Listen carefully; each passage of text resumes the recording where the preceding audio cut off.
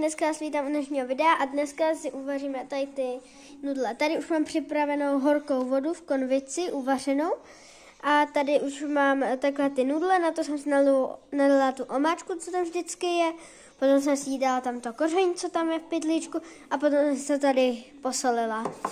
Tak a teď tam může být nalít tu horkou vodu. Tak jo, tady si vezmu konvici, otevřu si a hezky to tam naliju.